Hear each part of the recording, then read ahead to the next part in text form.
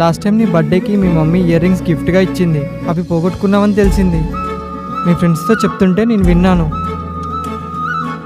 అవి ఎలా ఉంటాయో నాకు తెలియదు. నువ్వు బాధపడుతున్నావని ఇవి నీకోసం తీసుకొచ్చా. థ్యాంక్స్.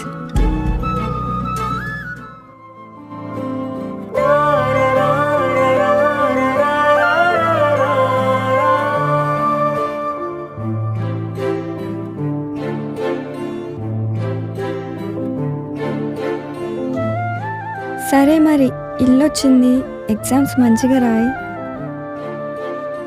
సరే వెళ్ళనా? తారా